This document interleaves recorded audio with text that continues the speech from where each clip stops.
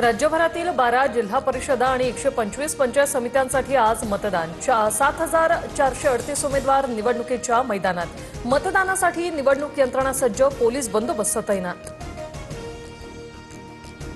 उपमुख्यमंत्री सुनेत्रा पवारांनी बजावला मतदानाचा हक्क। पार्थ पवार, युगेंद्र पवार यांचंही मतदान। जिल्हा परिषद पंचायत समिती निवडणुकीसाठी काटेवाडीमध्ये मतदान।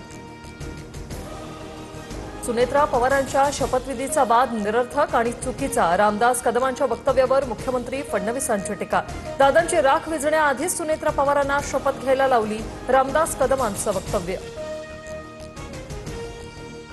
शरद पवारांच्या राज्यसभा खासदारकीची टर्म 2 एप्रिलला संपणार। 2 एप्रिलला राज्यसभेवर शरद पवार जाणार की पार्थ पवार याकडे लक्ष। तर मग पवारांना राज्यसभेवर पाठवण्याची ताकद, राऊतांचं भाष्य। अजितदादांच्या विमानात बॉम्ब होता का हे तपासलं पाहिजे। घटनेचा तपास सार्वजनिक करा, बजरंग सोनवणेंकडून शंका व्यक्त। तर बॉम्बचा संशय म्हणजे गलिच्छ राजकारण, सुजय विखेंचा जोरदार हल्लाबोल।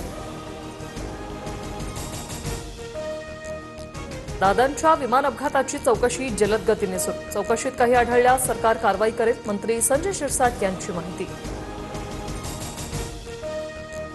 दोन्ही राष्ट्रवादीच्या विलीनीकरणाच्या वक्तव्यावरून जितेंद्र आव्हाडांचा यू-टर्न। विलीनीकरणाच्या कुठल्याही चर्चेत नव्हतो, त्याबाबत मला काहीही माहीत नाही, आव्हाडांचा यू-टर्न।